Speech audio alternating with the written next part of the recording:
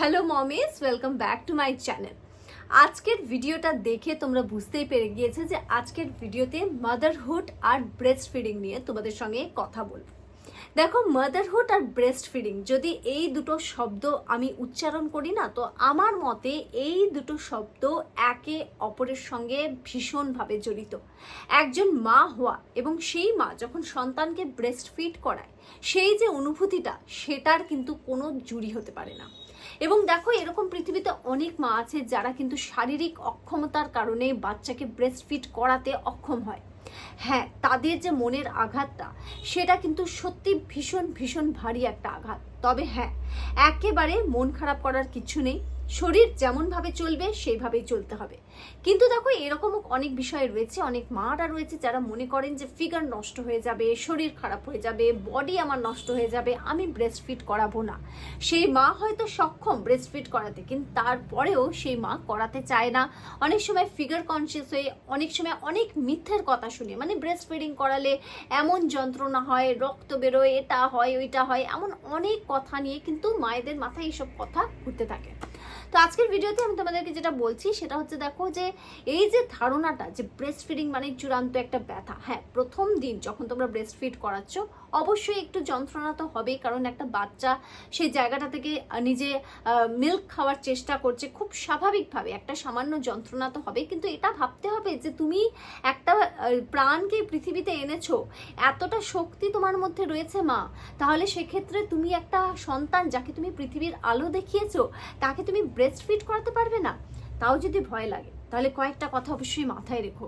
আর সেই কথার মধ্যে অন্যতম হচ্ছে যে তোমার ব্রেস্ট ফিড করানো, তোমার ব্রেস্ট মিল্কটা কিন্তু শুধুমাত্র ব্রেস্ট মিল্ক বা তোমার সন্তানের কাছে খাওয়া না, ওটা হচ্ছে তার কাছে জীবনদায়ক একটা জিনিস। শুধু তাই নয়, ওটা হচ্ছে তার সারা জীবন ভালো থাকার একটা অস্ত্র, একটা ব্রহ্মাস্ত্র। আর এই ব্রহ্মাস্ত্রটা আমরা মা হয়ে যদি আমরা সক্ষম হই দিতে, আমরা কেন দিতে চাইবো না আমাদের বাচ্চাকে? সুতরাং ব্রেস্ট ফিডিং নিয়ে দেখো অনেক অনেক নেগেটিভ কথাবার্তা রয়েছে, অনেক মিথ রয়েছে, আমি সেটা তোমাদেরকে বলতে চাই। এবং আগামী দিনে তোমরা যদি চাও, আমি সেই মিথগুলো নিয়েও ডিসকাস করব, ভিডিও তৈরি করব, যাতে মনের মধ্যে তোমাদের কোনো সংশয় না থাকে। এবার আমি যখন মা হয়েছি, মানে আমি যখন কনসিভ করেছি, তখন থেকেই কিন্তু আমি এরকম অনেক মিথ শুনেছি বা অনেক ভিডিওস দেখেছি যে ব্রেস্ট ফিড করালে এটা হয়, ওইটা হয়, এই যন্ত্রণা হয়, শরীর খারাপ হয়ে যায়, ফিগার নষ্ট হয়ে যায়। কিন্তু ট্রাস্ট মি, ব্রেস্ট ফিডিং তোমার বাচ্চার জন্য যতটা ইম্পর্টেন্ট, ঠিক তোমার জন্য ততটাই ইম্পর্টেন্ট। এক তো তুমি তোমার বাচ্চাকে সারা জীবনের জন্য একটা ইমিউনিটি দিয়ে দিচ্ছ, এটা তো গেল তার ফিজিক্যাল হেলথ। সেকেন্ডলি, তুমি নিজেকে কিন্তু অনেক বড় সড়ো, যেমন সার্ভাইকাল ক্যান্সার, ব্রেস্ট ক্যান্সার, এই সমস্ত ক্যান্সার থেকে বা বড় বড় রোগ থেকে নিজেকে কিন্তু সেফ রাখতে পারছো।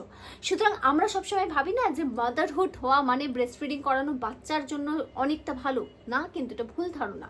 এটা তোমার জন্য, মানে মায়েদের জন্য কিন্তু ততটাই গুরুত্বপূর্ণ। সে কারণে ব্রেস্ট ফিডিং যেমন মায়েদের জন্য ইম্পর্টেন্ট, বাচ্চার জন্য ততটাই ইম্পর্টেন্ট, একেবারে সঠিক কথা। কিন্তু মায়েরা এটা ভুলে যায় যে এই ব্রেস্ট ফিডিং যে তুমি বরদানটা শুধু বাচ্চাকে দিচ্ছ তা না, তুমি কিন্তু নিজেকেও দিচ্ছ। এবং এই ব্রেস্ট ফিডিং নিয়ে যত মিথ রয়েছে ভুলে যাও। যদি তুমি সক্ষম হও ব্রেস্ট ফিড করাতে, অবশ্যই করিও। আমিও যখন কনসিভ করি এমন অনেক মিথের কথা শুনেছিলাম, কিন্তু আমার মনে হয়েছিল যে ব্রেস্ট ফিডটা আমি করাবো, কারণ আমার ওই সময় থেকেই মনে হয়েছিল যে বাচ্চাকে ব্রেস্ট ফিড করানো এটা একটা ভগবানের ব্লেসিং আমার কাছে। আর যখন আমি এই ব্লেসিংটা পাচ্ছি, যখন আমি সক্ষম ব্রেস্ট ফিড করাতে, আমি এই বরদানটা আমার বাচ্চাকে দেব এবং আমি আমার ফিউচারটাকে, আমার ফিজিক্যাল হেলথটাকেও আরও ভালো কিন্তু প্রপার ওয়েতে সঠিক রাখলাম। ব্রেস্ট ফিডিং মাদারহুডের সঙ্গে ওতপ্রোতভাবে জড়িয়ে, এই দুটো শব্দকে কোনোভাবে কিন্তু আলাদা করা যায় না। আর যে মায়েরা ভয় পাচ্ছ যে নিপলে যন্ত্রণা হবে, ফিগার নষ্ট হয়ে যাবে, তারা জেনে রাখো, জাস্ট এই ওয়ান টাইম তোমরা সারা জীবনে এই একটাই সুযোগ পাবে তোমাদের বাচ্চাকে বরদান দেওয়ার, তাকে রোগ প্রতিরোধ ক্ষমতা তার বাড়িয়ে তোলার। আর সব থেকে ইম্পর্টেন্ট পার্ট কি জানো ব্রেস্ট ফিডিংয়ে? সেটা হচ্ছে মায়ের সঙ্গে সন্তানের যে বন্ডিংটা। বলা হয় এই ব্রেস্ট ফিডিং এর মাধ্যমেই তোমার সন্তান তোমার গায়ের গন্ধটাকে চেনে। প্রত্যেকটা মানুষের একটা স্মেল থাকে, এবং দেখবে বলে না যে মায়ের গন্ধ পেয়েছে, দেখো বাচ্চা চুপ করে গেছে, মায়ের গন্ধ পেয়ে বাচ্চা কত হাসছে, খেলছে, এটাই হচ্ছে মায়ের সেই গন্ধটা। এবং আমি নিজের ক্ষেত্রে বলবো, কারণ আমি আমার টিমকে অনেক দিন ব্রেস্ট ফিড করিয়েছি। ডক্টররা যতটা বলেছিল 2 বছরেরও বেশি মনে হয় ব্রেস্ট ফিড করেছে। হ্যাঁ, ওই রকমই হবে, 2 বছর কয়েকটা মাস। সুতরাং এই যে বন্ডিংটা আমার টিমের সঙ্গে তৈরি হয়েছে, এটা ভীষণ অদ্ভুত একটা বন্ডিং, যেটাকে সারা জীবন আমি চেরিশ করতে পারবো, সারা জীবন মনে রাখতে পারবো। তো আমি ব্রেস্ট ফিড করি, একজন ব্রেস্ট ফিডিং মম ছিলাম, আমি ওয়ার্কিংও ছিলাম, সে সময় আমি কাজও করছিলাম, ওয়ার্ক ফ্রম হোম, বাইরে গিয়ে একটু মিক্সডভাবে কাজ করছিলাম, সেটা নিয়েও বলবো। তো আমি ওয়ার্কিং মমদেরকেও বলবো যে অনেকে থাকে যে ব্রেস্ট মিল্ক বের করে রেখে দিয়ে যায়, কিন্তু এই যে স্কিন টু স্কিন টাচটা সেটা কিন্তু হয় না। সুতরাং যখনই টাইম পাবে স্কিন টু স্কিন টাচ করিয়ে ব্রেস্ট ফিড করানোর আনন্দটা, বা আনন্দ বলাও কম হবে, কি বলবো, মানে স্যাটিসফ্যাকশনটা, সেটা কিন্তু তোমরা সেই মুহূর্তটাকে এনজয় করবে। এবং এই মুহূর্তটা বিশ্বাস করো সারা জীবন তোমরা উপভোগ করবে, মানে সারা জীবন মনে হবে যে হ্যাঁ এমন একটা কাজ করেছি, একটা প্রাণকে আমরা এনেছি এবং এই প্রাণটা সারা জীবন আমরা সুরক্ষিত করেছি, এবং তার সঙ্গে এমন একটা বন্ডিং আমার তৈরি হয়েছে যে বন্ডিংটা তার সঙ্গে আর কোনোদিন কারুর কিন্তু তৈরি হওয়া সম্ভব না। তো মাদারহুড যেমনভাবে ব্লেসিং, এটা জেনে রাখো যে ততটাই ব্লেসিং কিন্তু ব্রেস্ট ফিডিং।